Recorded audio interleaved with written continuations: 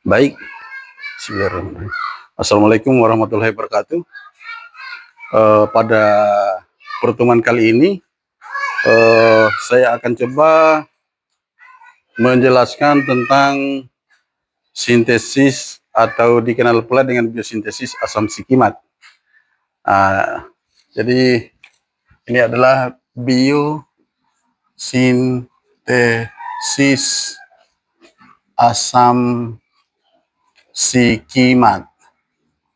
Ya, dalam senyawa bahan alam, asam sikimat ini adalah merupakan suatu jalur yang sangat terkenal karena ini adalah mata kuliah kimia bahan alam.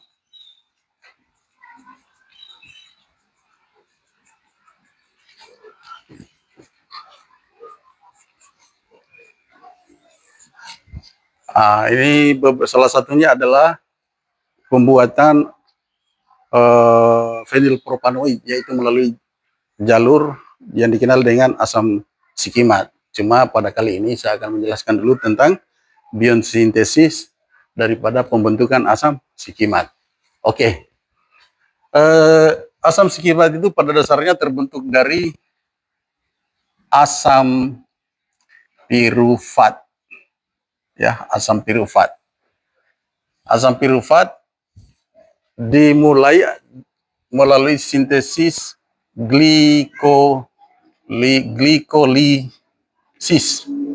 Ya, jadi dari glikolisis ini diperoleh asam pirufat. Kemudian asam pirufat ditambahkan dengan eritrosa. Eritrosa akan dihasilkanlah asam sikimat. Ya. Ya, jadi ini adalah suatu karbohidrat pada dasarnya, karbohidrat. Yang ini juga adalah karbohidrat. Kemudian ini adalah senyawa metabolit metabolit sekunder. Ya, ini. Jadi sementara karbohidrat adalah senyawa metabolit primer. Ini juga adalah senyawa metabolit primer. Ya. Jadi pada dasarnya terdapat suatu korelasi atau hubungan antara senyawa metabolit primer, yaitu yang ini, karbohidrat, dengan senyawa metabolit sekunder, yaitu eritrosa ditambah dengan asam pirufat, di mana asam pirufat ini berasal dari glikolisis glukosa, dan pada akhirnya diperoleh asam sikimat yang merupakan pembangun atau pembangun dasar daripada senyawa metabolit sekunder. Nah, bagaimana sesungguhnya mekanisme pembentukan asam sikimat ini? Saya akan jelaskan. Sorry, saya hapus dulu ini.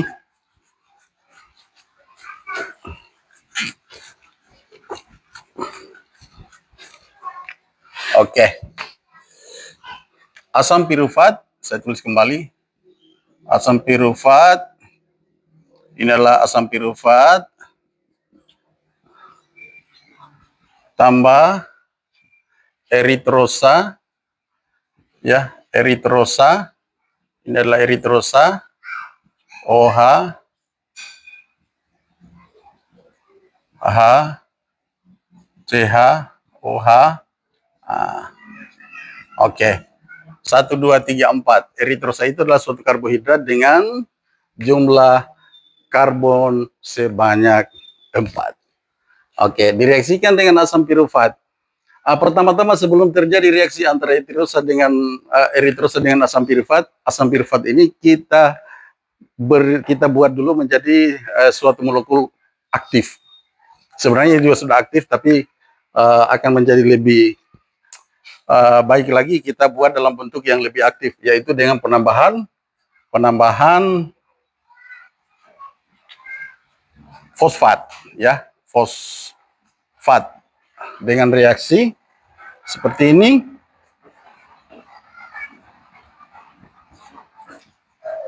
Ya, ini adalah fosfat. Ya, bagaimana fosfat ini pertama mengalami dulu delokalisasi seperti ini, di mana elektronnya itu akan terkumpul pada atom yang lebih elektronegativitas, di mana di sini oksigen dan fosfat ini terjadi suatu tarik menarik elektron, di mana elektron itu akan tertarik pada lebih terdelokalisasi pada atom yang memiliki elektronegativitas lebih tinggi. Dalam hal ini adalah oksigen, ya, bukan fosfat. Maka hasilnya adalah seperti ini. PO minus, ya. Kemudian OH.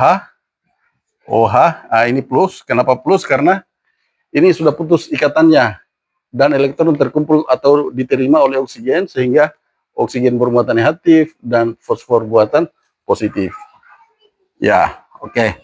Jadi ikatannya ini sisa 4, sementara di sini ada 5. Ya, baik. Nah, bagaimana tentunya ini akan bereaksi dengan gugus fosfat dulu, kemudian akan terbentuk CH3. Ya, ini saya tulis kembali. Kemudian ini O, kemudian O-nya ini akan putus, ikatannya antara O dengan C akan putus, ya. CO, nah, ikatannya akan putus. Di sini O-nya membentuk 2 ikatan. Kalau masuk ke sini, yang satunya berarti berikatan dengan ini, maka ini akan putus. Kalau misalnya 3, ya bisa juga, tapi itu kurang menguntungkan. Makanya saya langsung buat saja. Ya, bisa juga seperti ini. Kalau 3, maka terbentuk P O minus, kemudian OH ini ada di sini, kemudian OH ini ada di sini, O ini ada di sini. Jadi O-nya ini sudah 5, 1, 2, 3, 4, 5. Plusnya di sini sudah hilang karena ini sudah masuk. Plus itu akan mengarah ke sini. Ya, ini plusnya. Kemudian ini akan menuju ke oksigen untuk menstabilkan muatan plus ini. Ya, di sini ada COOH. Saya lengkapi COOH. Oke, seperti itu. Maka hasilnya adalah CH, H, kemudian C, kemudian O, kemudian P, O minus, OH, OH, ya, OH, kemudian COOH. Ya, ini sekarang yang plus, ya. Karena ini plus, maka hidrogen ini akan membentuk ikatan rangkap di sini dengan cara melepaskan hidrogennya. Kemudian ini akan membentuk ikatan rangkap. Ini akan lepas, ya. Ini akan lepas, hidrogen OH ini akan lepas mengambil H ini, maka akan melepaskan ini OH dan H ini akan menjadi H2O seperti ini. Ya. Seperti ini. O, kemudian fosfat, ikatan rangkap, OH, ya, kemudian OH, sini 1, 2, 3, 4 O-nya, yang ini sudah lepas, ya, mengambil H di sini menjadi tambah, saya akan tambahkan dengan H2O, H2O, jadi ini dengan ini sudah berubah menjadi H2O, yang ini COOH, saya lengkapi daripada ini, tadi, apa namanya ini? Ini adalah suatu senyawa yang reaktif dari asam pirufat tadi, yang mana telah ditambahkan dengan fosfat, sehingga namanya ini adalah fosfo baru alkena. Ini alkena ikatan rangkap, alkena itu menjadi N.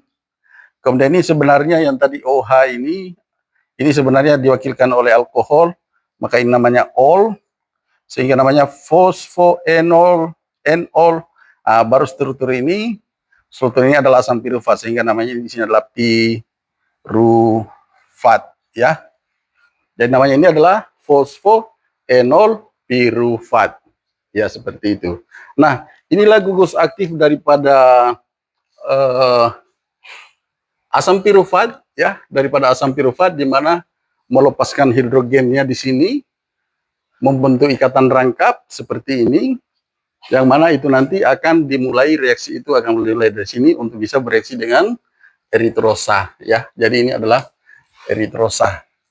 Oke, ya, bagaimana mekanismenya? Pertama, ini akan terjadi delokalisasi elektron dulu. Saya aktifkan eritrosanya, maka akan terjadi adalah CH2OH, atau saya tulis saja begini, H, H, kemudian CH, OH, COH, H. Kemudian ini ikatan rangkap menjadi seperti ini, minus H plus. Oke. Ya, ini adalah suatu eritrosa yang telah mengalami delokalisasi elektron. Kemudian ini adalah suatu fosfoenol pirufat. Dan ini akan siap untuk bereaksi dengan ini. Ya, caranya yaitu ini akan masuk, ini oksigen ini dengan elektron bebasnya akan masuk kembali ke sini sebagai pereaksi utama, kemudian ini akan ke sini membentuk ikatan rangkap menjadi dua ikatan, ini akan putus.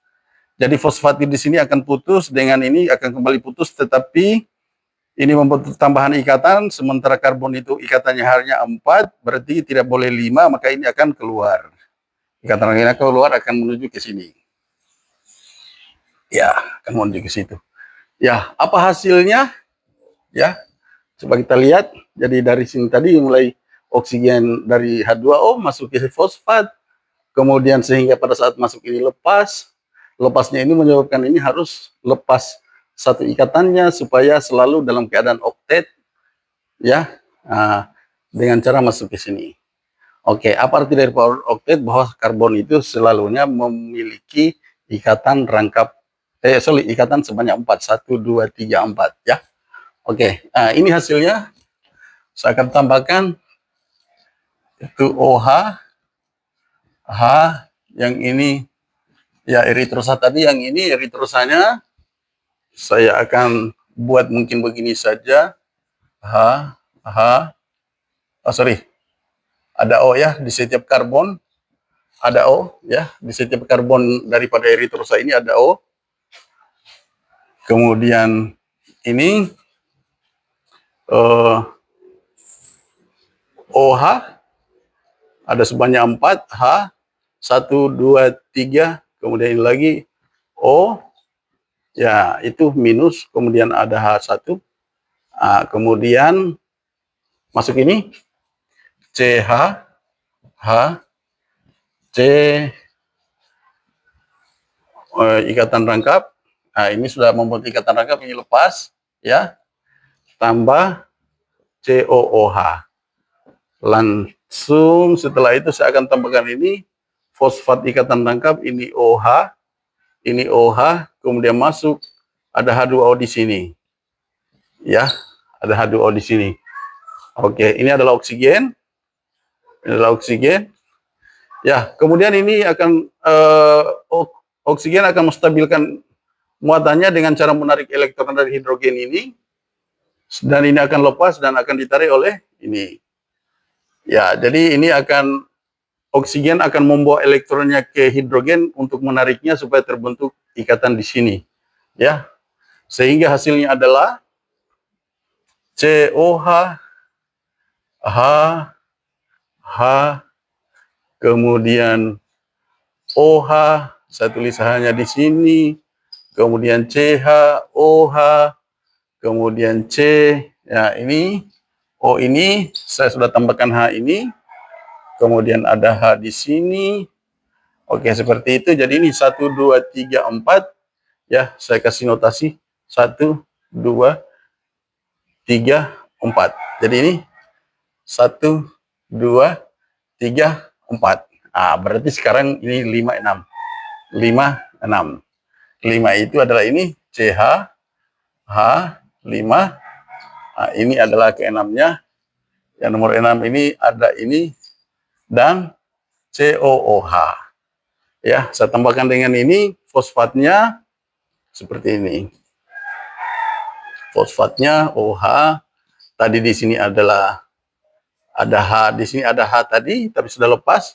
Diambil oleh ini di nomor 4 gugus ini. oksigen di sini, kemudian OH. Inilah H. Hanya ada berapa untuk fosfat ini? 1, 2, 3, H3, P-nya 1, P, O-nya 1, 2, 3, 4. Ada 4 ya. Jadi ini adalah asam fosfat ya.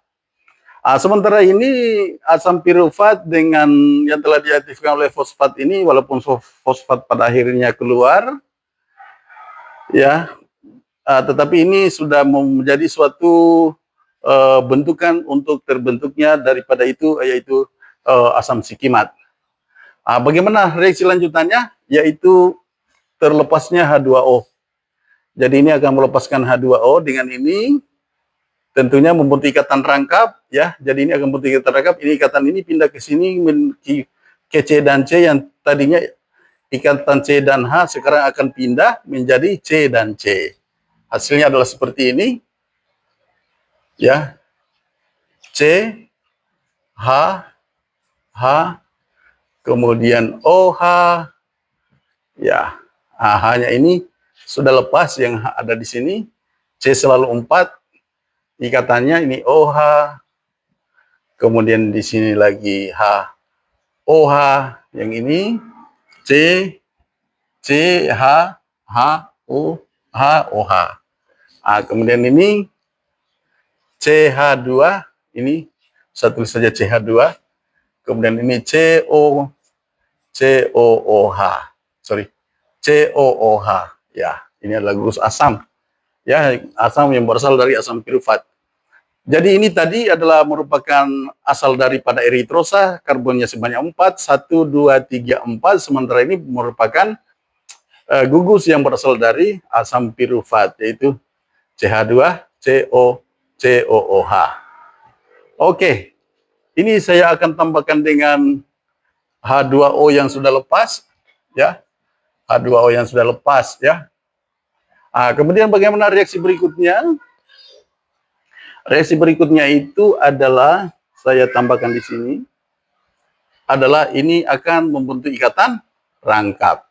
Kemudian akan ke sini, kemudian akan ke sini, sehingga hasilnya adalah ini sudah menjadi siklik. Kenapa saya katakan siklik? Yaitu sudah terbentuk lingkaran.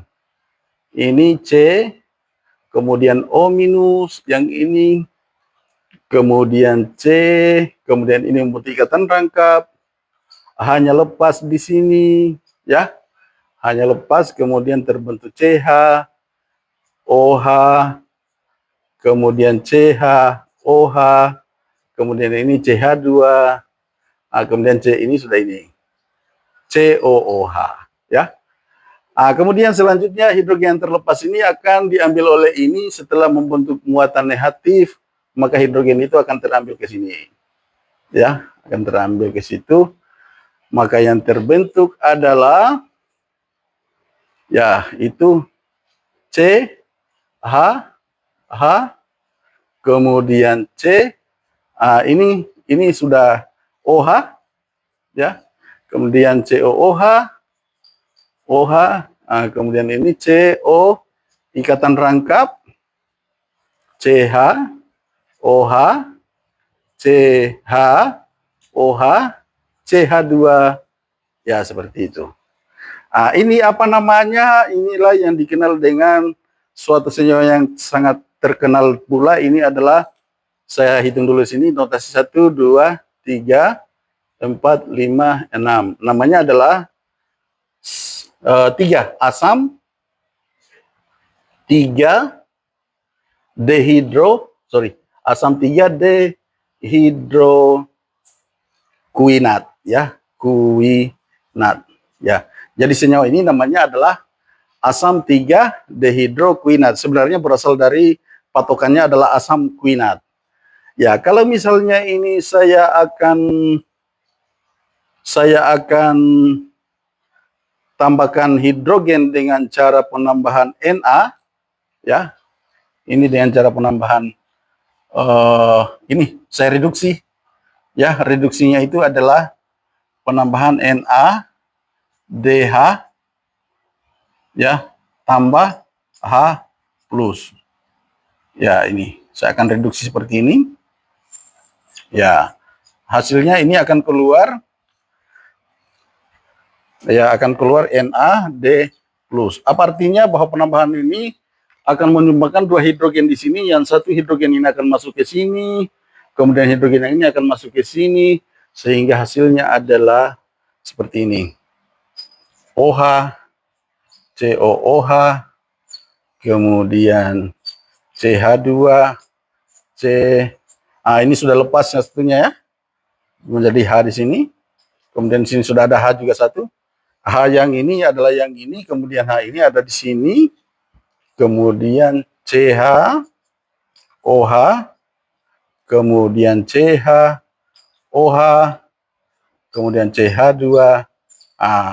Apa namanya ini? Ini adalah asam kuinat. Ya, asam kuinat ya. Ini adalah asam kuinat. Sehingga apabila dari standar ini, struktur ini seperti yang ini, kehilangan dua hidrogennya, di mana ini akan membuat ikatan rangkap seperti ini. Maksudnya misalnya ketika dioksidasi, ya kalau misalnya penambahan NADH, NAD+, ya maka tentu hasilnya adalah ini. Apa ini? Ini adalah suatu senyawa asam kuinat yang sangat terkenal pula, di mana kalau saya tambahkan dengan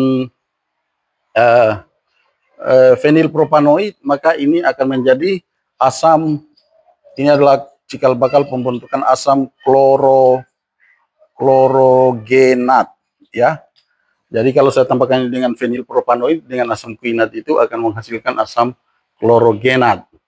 Ya, cuma untuk ini saya belum bahas itu karena saya hanya fokus sementara pada itu biosintesis asam sikimat.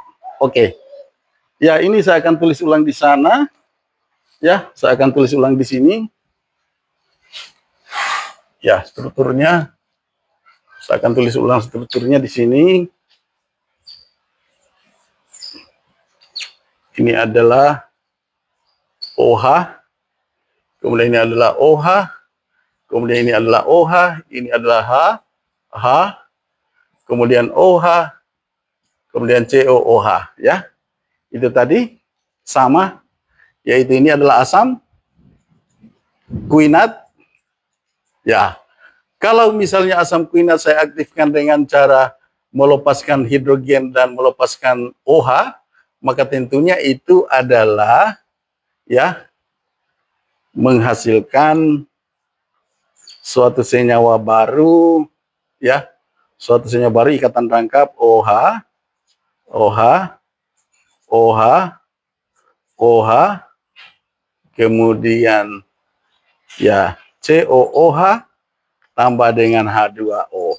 Inilah asam sikimat. Ya.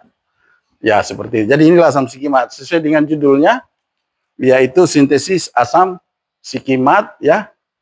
Bahwa asam sikimat itu biosintesisnya sangat sederhana, yang mana hanya dibutuhkan yaitu tadi, yaitu asam pirifat ya.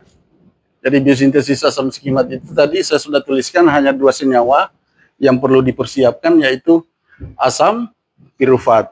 Yang mana asam pirufat ini diperoleh dari glikolisis ya. Glikolisis itu adalah merupakan penguraian karbohidrat ya menjadi asam pirufat, kemudian mengalami reaksi dengan eritrosa ya. Tapi sebelum terjadi reaksi dengan eritrosa harus ditambahkan dulu fosfat. Apa tujuan daripada penambahan fosfat ini? Yaitu mengaktifkan ini, karena gugus aktif daripada asam pirufat ini adalah fosfoenol pirufat ya. Maksudnya ditambahkan dengan fosfat, maka hasilnya adalah fosfoenol pirufat. Bisa juga ditambahkan dengan enzim lain, dengan sistem enzim untuk menghasilkan enol. Tapi tujuan utamanya itu adalah sesungguhnya membentuk ikatan rangkap di sini, dan adanya O yang di sini yang membentuk yang ikatannya hanya satu, misalnya seperti posisi OH ya. Kalau dia dari enzim biasanya memberikan kontribusi hidrogennya, kemudian terbentuk ikatan rangkap, maka ini menjadi sangat reaktif Ya, maka tetap namanya itu biasanya enol, enol pirufat. Inilah karena penambahannya di sini dengan menggunakan fosfat, maka namanya adalah fosfoenol pirufat. Ya, jadi inilah gugus aktif daripada asam pirufat yang ditambahkan dengan eritrosa. Sebelum ditambahkan eritrosa, eritrosa itu pada dasarnya sudah akan mengalami delokalisasi. Delokalisasi di mana ikatan rangkapnya ini akan lebih cenderung elektronnya itu akan berada pada oksigen, sehingga ini menjadi bermuatan elektronnya tertarik oksigen dan muatannya menjadi minus, sehingga karbonnya muatannya menjadi plus, dan hasilnya tadi adalah ini. Ini masih merupakan eritrosanya, ya, ini masih merupakan eritrosanya. Ini merupakan asam piruvatnya, ya, asam pirufat. Asal dari asam piruvat ini berasal dari eritrosa. Ya, mengalami reaksi beberapa reaksi, ini hanya berapa?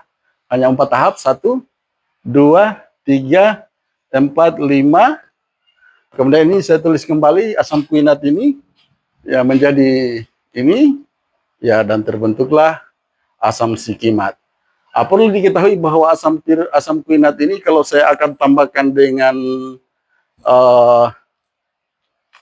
misalnya adalah saya akan tambahkan dengan ini hanya lanjutan sedikit tambahan reaksinya, misalnya asam klorogenat ini bisa terbentuk dari sini OH, ya, kemudian ini COOH, kemudian ini ikatan rangkap. Ini adalah asam kafeat.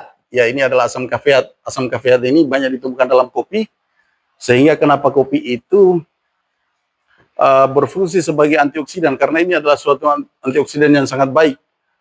Tetapi kalau saya tambahkan dengan asam kuinat, itu akan menjadi lebih baik lagi sebagai antioksidan. Bagaimana caranya? Coba saya tuliskan mekanismenya. Ya, ini adalah asam kuinat, COOH, OH, ya, OH. Kemudian ini, ya, ini saya lengkapi seperti ini, OH. Maka ini oksigennya akan ke sini, ya, akan terbentuklah ini adalah asam klorogenat. Ya, ini adalah salah satu aplikasi daripada asam kuinat, ya, asam kuinat yang mana ketika ditambahkan dengan asam kafeat, ini juga banyak ditemukan dalam rumput laut. Ya, kemudian ini apabila direaksikan maka terbentuklah asam klorogenat. Mungkin mekanisme reaksinya nanti saya akan tunjukkan bagaimana reaksi ini terjadi pada pertemuan berikutnya. Terima kasih. Ya, assalamualaikum warahmatullahi wabarakatuh.